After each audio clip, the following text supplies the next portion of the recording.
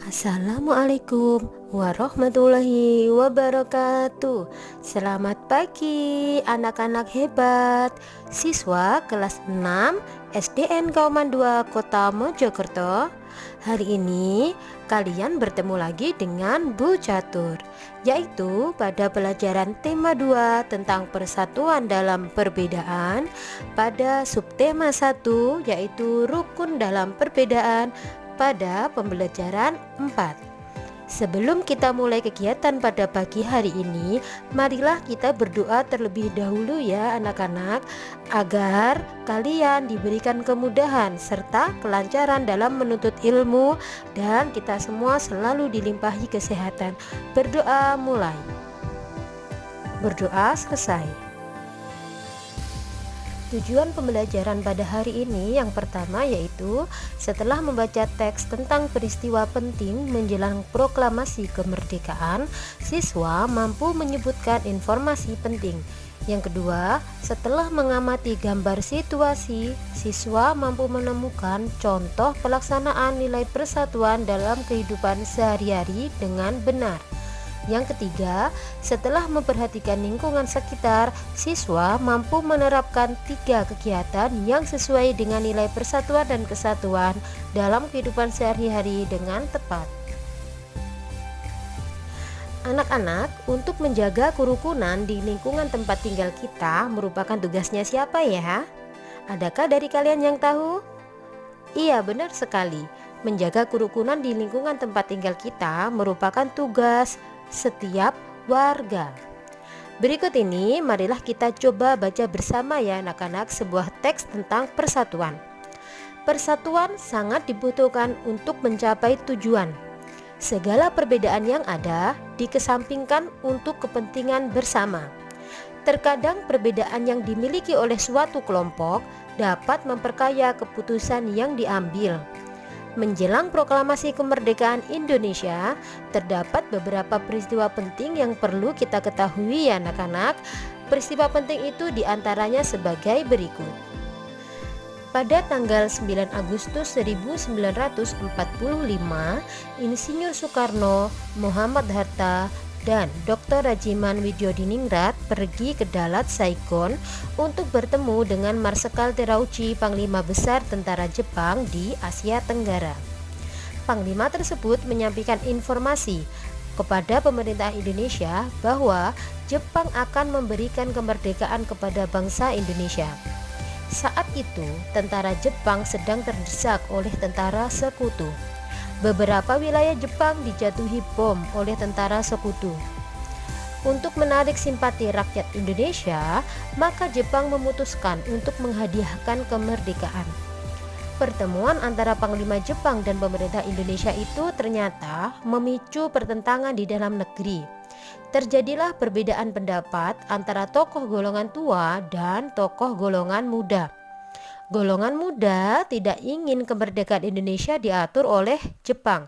Mereka menginginkan proses kemerdekaan Indonesia disiapkan oleh bangsa Indonesia tanpa ada campur tangan dari pihak asing. Proklamasi Kemerdekaan Indonesia. Proklamasi Kemerdekaan Indonesia memberi makna yang sangat penting bagi bangsa Indonesia. Sejak teks proklamasi kemerdekaan dibacakan, rakyat Indonesia memiliki negara merdeka, berdaulat, dan bermartabat. Tonggak sejarah tersebut tidak akan terjadi apabila tidak ada anak bangsa yang berani memproklamirkan kemerdekaan. Berikut ini para pejuang bangsa tersebut. Yang pertama ada Insinyur Soekarno. Insinyur Soekarno lahir di Jawa Timur tanggal 6 Juni 1901 dan meninggal di Jakarta tanggal 21 Juni 1970. Bung Karno sebagai penyusun konsep teks proklamasi. Penyusun teks ini bertempat di rumah Laksamana Tadasi Maida bersama Bung Hatta dan Mr. Ahmad Subarjo. Bung Karno membacakan teks proklamasi tersebut di kediamannya di Jalan Pegangsaan Timur nomor 56 Jakarta. Bung Karno merupakan tokoh presiden pertama Indonesia. Para pejuang berikutnya yaitu Dr. Andes Haji Muhammad Hatta atau kita sering sebut sebagai Bung Hatta, lahir di Bukit Tinggi, Sumatera Barat tanggal 12 Agustus 1902. Beliau wafat di Jakarta tanggal 14 Maret 1980. Bung Hatta merupakan salah satu tokoh penyusun teks proklamasi bersama Insinyur Soekarno dan Mr. Ahmad Soebardjo. Ia ikut menandatangani teks proklamasi kemerdekaan dan menjadi wakil presiden yang pertama. Selain itu, ia merupakan Bapak Koperasi Indonesia. Pejuang yang berikutnya ada Ahmad Soebardjo Joyo Adi Suryo. Lahir di Karawang, Jawa Barat tanggal 23 Maret 1896 dan wafat tanggal 15 Desember 1978. Beliau adalah Menteri Luar Negeri Indonesia yang pertama. Ahmad Soebardjo ikut menyusun konsep teks proklamasi bersama dengan Bung Karno dan Bung Hatta. Berikutnya ada Laksamana Tadashi Maeda. Ia adalah seorang perwira tinggi Angkatan Laut Kekaisaran Jepang. Beliau membantu persiapan teks proklamasi kemerdekaan dengan mempersilakan rumahnya digunakan untuk kegiatan yang sangat penting, yaitu sebagai tempat penyusunan teks proklamasi.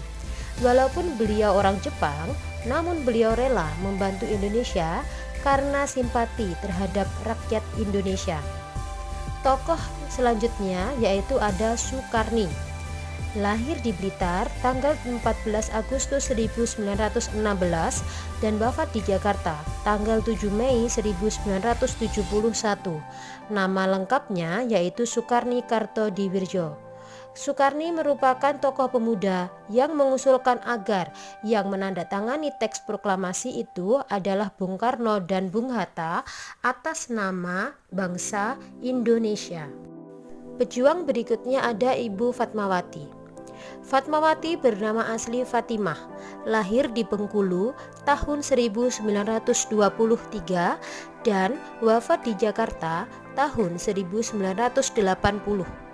Beliau merupakan tokoh yang menjahit bendera pusaka Sang Saka Merah Putih yang dikibarkan pada saat upacara proklamasi kemerdekaan Indonesia yang dilakukan di Jalan Pegangsaan Timur nomor 56 Jakarta. Dan tokoh yang terakhir yaitu ada Sayuti Melik. Sayuti Melik merupakan tokoh yang sangat berperan dalam proklamasi kemerdekaan Indonesia. Ia merupakan orang yang mengetik naskah teks proklamasi kemerdekaan. Dari cerita tentang beberapa peristiwa yang terjadi sebelum proklamasi kemerdekaan, terdapat pertentangan antara golongan muda dan golongan tua. Meskipun begitu, tetapi golongan muda dan golongan tua memiliki tujuan yang sama, yaitu mewujudkan Indonesia yang merdeka. Dari cerita tersebut, kita dapat mengambil pelajaran yang berarti ya anak-anak, bahwa rasa persatuan dan kerjasama sangatlah penting. Persatuan dan kesatuan juga memiliki berbagai manfaat ya, seperti yang pertama, memudahkan mencapai tujuan nasional bersama. Yang kedua, mempererat rasa persaudaraan. Yang ketiga, mewujudkan lingkungan aman dan tertib.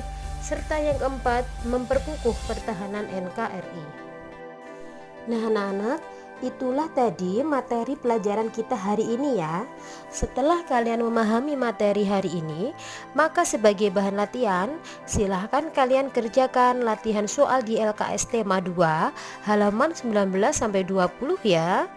Nanti jika sudah selesai, kirimkan hasilnya kepada Bu Catur melalui Google Classroom kalian masing-masing.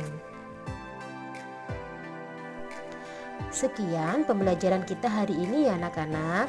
Jaga diri kalian masing-masing di rumah. Jangan lupa terapkan protokol kesehatan dengan ketat agar kalian dapat terhindar dari segala wabah penyakit.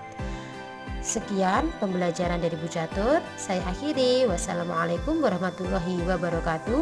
Selamat belajar dari rumah.